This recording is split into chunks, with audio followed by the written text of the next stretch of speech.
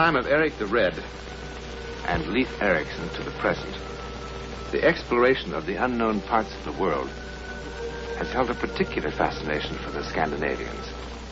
The Vikings visited China centuries before Marco Polo, and Leif Erikson set foot in the New World quite a long time before Columbus. And the name Amundsen is an important part in the history of polar exploration.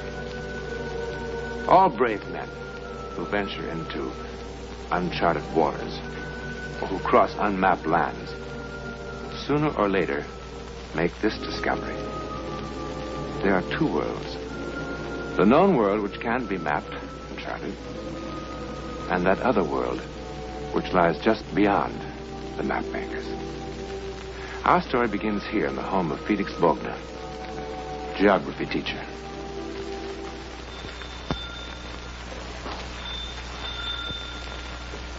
Martha, the door.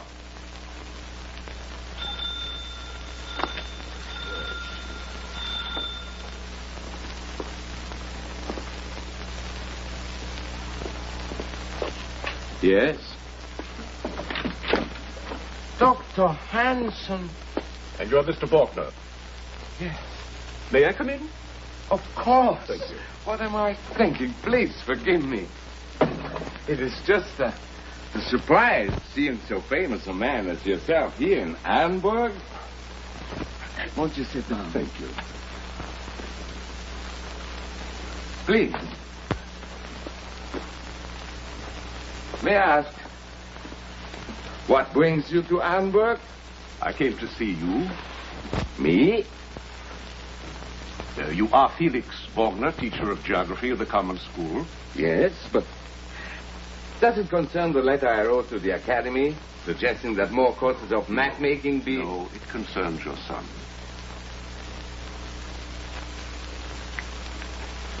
I have no son. He's dead. Yes, Eric is dead. You know his name? I knew him, Mr. Bogner. You... Felix, was that the bell? I was sweeping the carpet. Oh. May I introduce you to my wife, Mrs. Bogner?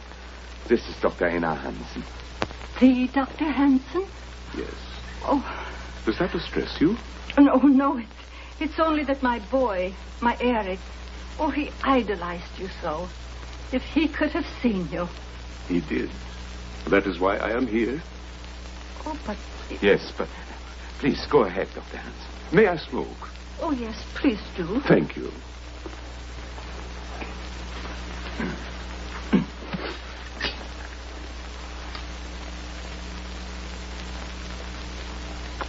Thank you. As you know, our expedition into the Sahara began disastrously. Our supplies were late in arriving, and as a result, we had difficulty in getting a guide because it was nearly the beginning of the sandstorm season. West of Arawan, the wind began to rise. Of the 10 in our party, 7 decided to return to our base. That left Professor Anderson, Gus Karpus, and myself. We had a native guide and a camel. We decided to press on toward Kifa. The next evening...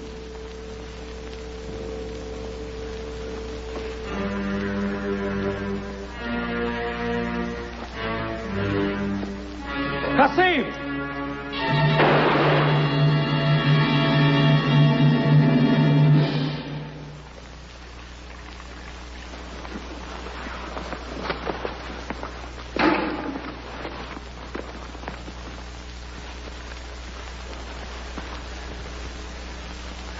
Here goes.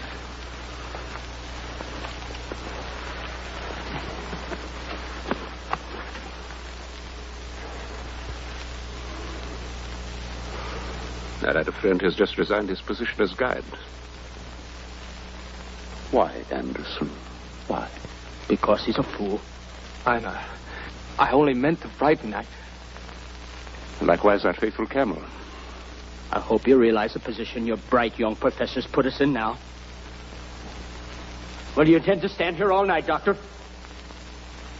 What do you suggest, Gus?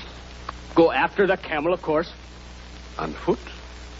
And what do you suggest, Doctor? Are we supposed to wait until the sand covers his tracks? He's right, Einar. I don't look forward to the walk. You two can stay here if you like. But where we are now, all your money, all your glory, won't get us more water when we need it.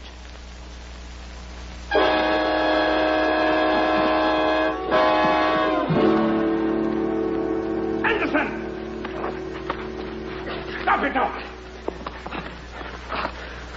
I'll kill you for this. No. You will thank him. He saved your life. I'll take care of my own life. Once the sun came up, you would not last 3 hours without water. You should know that, Gus. So we wait here until we die, is that it? But we last longer because we're near the water bag. Is that it? Not me. I'm going. We go together. But not tonight, though. Why not tonight? Now listen. Wind is coming up. We've got to move our shelter to the east side of that dune, and now. By morning, there's going to be a sandstorm. You sure the wind will blow the same way all night, Doctor?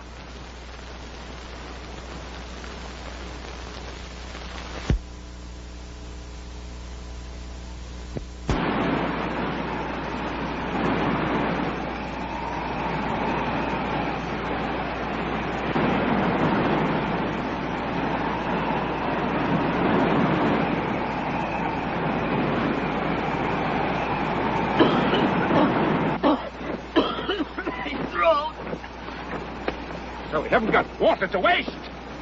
Who are you to tell me? However, water's going to have to last us a long time. Take your hands off me. Now, Gus. That's going to be shared. Shared alike. No extra rations. Agreed? Agreed. Gus!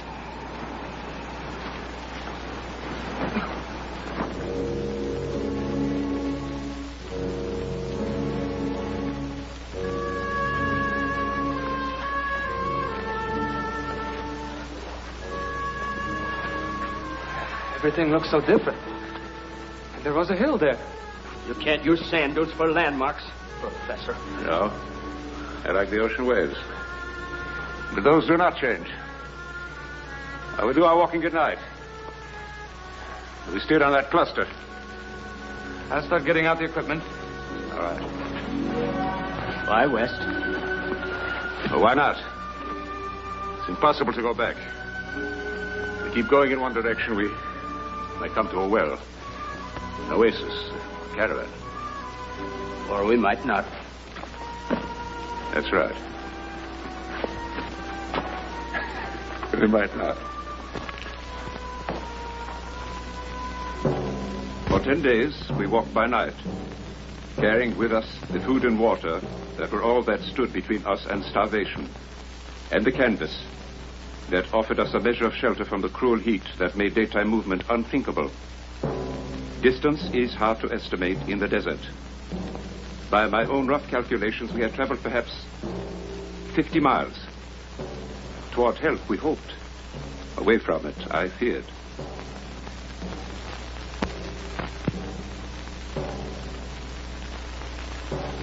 In any event, our situation was becoming worse. It was necessary to reduce the ration from 1 biscuit per day and a cup of water to 1/2 that amount. You were becoming weaker. Finally, just before dawn, on the 10th day. What are you stopping for? We still got an hour before light. We're going to gamble at last hour. Gamble? On what? Shut up and if tell you. Don't talk to me. Be quiet, both of you. Got to get help. On top of a little rise. The fire can be seen a mile. Been saving his ration box. What makes you think anybody will see it? For nothing. But it is possible. A caravan, another explorer, Even some nomadic native. And if this nomadic individual does see it, can you say for sure he'll come and investigate? No.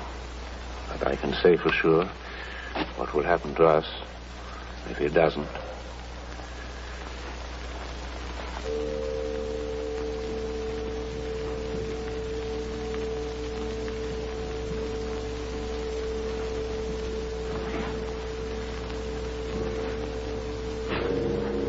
What is it?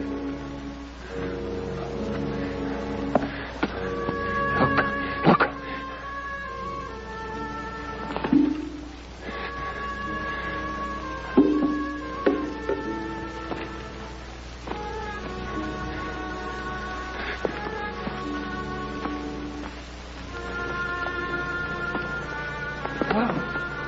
And it was there, sir, that I first met your son. He knew the desert as no man has ever known it, its topography, geological structure, and its history. And he told us that we were wrong to go west, that there was a well 40 miles to the south. When he cited an ancient Phoenician geographer who had described the well, we did not think to question him. We simply did as he suggested. Gus!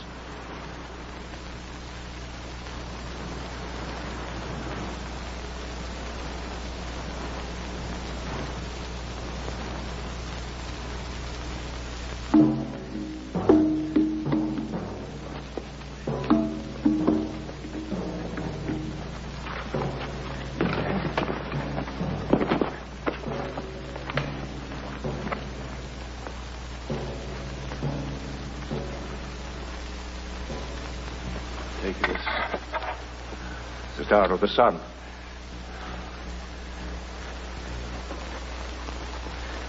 Look at these markings. It's Babylonian. It's just as you said, Eric. You've saved us. Not I.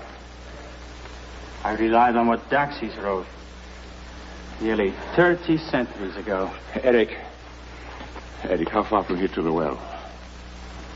2 miles, 3 perhaps.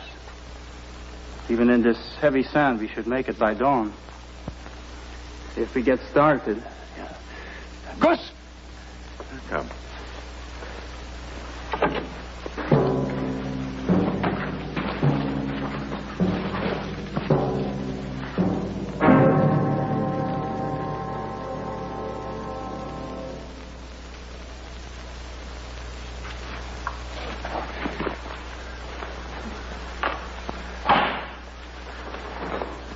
It isn't fair. We came so far.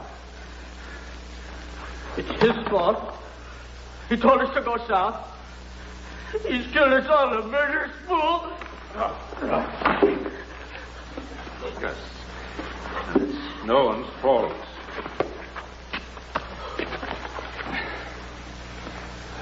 Eric. Daxis came here from what he called the Lake of the Camels. So 3,000 years ago, there was a lake. There was also a well. And 500 years later, Herodotus spoke of the animal's watering place. If that lake lasted for 5 centuries, perhaps it lasted for 30 centuries. Where? Further south. How much further south? I don't know. Perhaps 60 miles. Perhaps 100. Perhaps 1,000. We need not give up. If we reduce the water ration. The water ration? It's reduced. I drank it. I drank almost all of it when you fools was holding your celebration at the tower. Why not? We was going to the well. I was so dry inside. Why doesn't somebody say something? Why doesn't somebody say, too bad? It wasn't her fault. Bad luck. Bad luck. I'll find you more water. I'll find you more water. I'll find you more water. More water. Gus. I can hardly remember what followed. I knew we headed south again. On a ration of 1 ounce of water per man per day. In the end, it was Eric whose strength failed. Do you want some water? It's not time. Oh, please. Take mine. I had more than my share before. Your body doesn't remember that. Please. Don't make me waste my strength arguing. I want to talk to Dr. Hansen. Eric, I would like you to forgive me.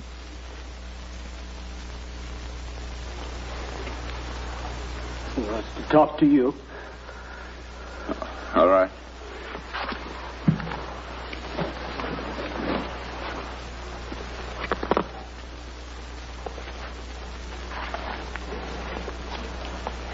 Doctor, in case I don't make it. You will. In case. The devil's body still has water. The map. Follow the map carefully. I will. Doctor, remember my name. I told you my father teaches geography in the village school of Orenburg. I would like to meet him someday. You will. Tell him what happened. We will. We all will. Including you, Eric. We'll go together. Perhaps, Doctor. Now, get some sleep. You too, Doctor.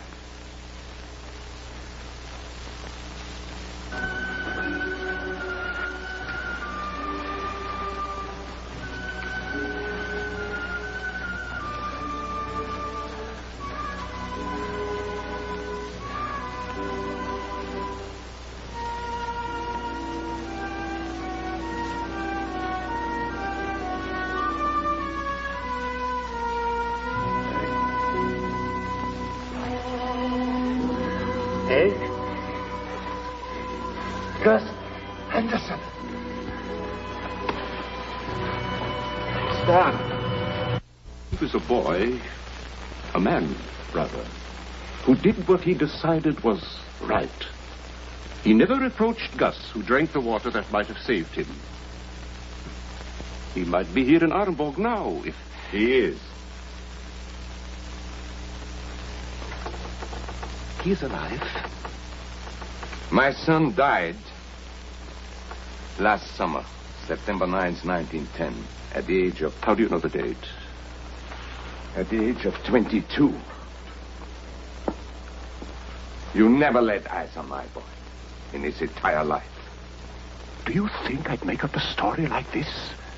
Felix, whatever this is, I believe he has told the truth. But how can it be possible? Perhaps some other boy who used Eric's name for some reason. Perhaps. But it wasn't Eric. This is our friend and Dr. Henrik Swanson. He brought Eric into this world. He took care of him all his short life. I want him to tell him, Henrik. From the beginning, the boy suffered from a spinal disorder. At about age 6, a progressive paralysis set in, affecting at first only the lower part of his body. At the age of 12, he lost the use of his legs.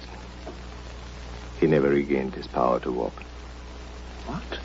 For the last 10 years of his life, Eric Borgner never left that bed. But it is impossible. So I am here. Gus and Anderson are alive. Doctor, we are the living proof. May I say something?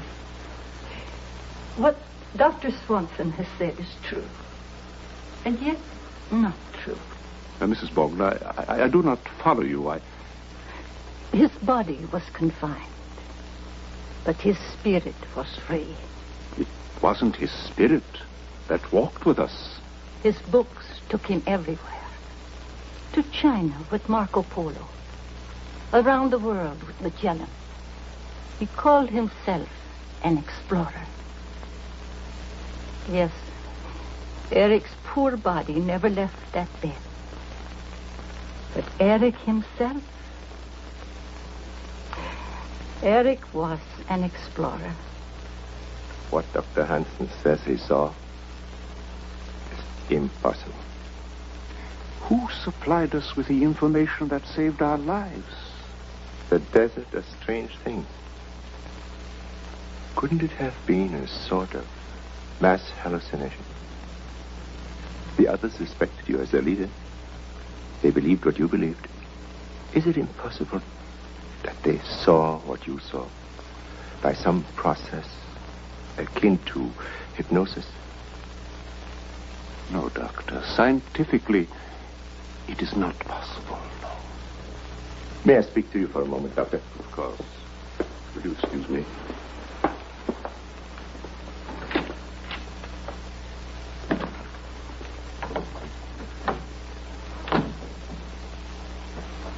I am glad for you. What? Because in time you will be able to believe completely my explanation that it all was a mirage after all. But what about me? I mean, you have answered something which has caused me many sleepless nights. Doctor, what do you mean? On the death certificate, I wrote natural causes. I dared not write on it what he really died of. Because,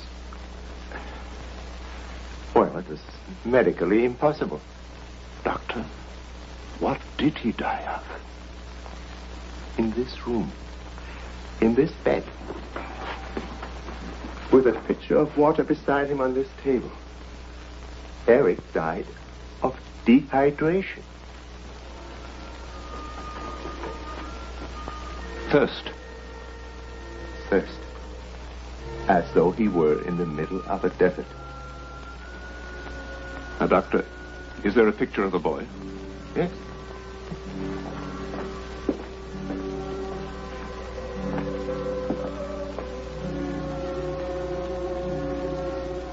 He was in the desert.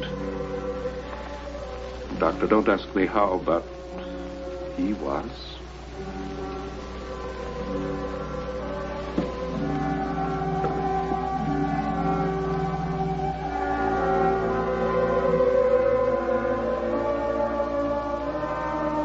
Perhaps the doctor's first theory was right. Perhaps Einar Hansen and his companions only imagined that which they said they saw. Mass hallucination, too much heat, hysteria, too little water. Perhaps. But what about the way Eric died? Well, I'm sure we can think of something logical, can't we?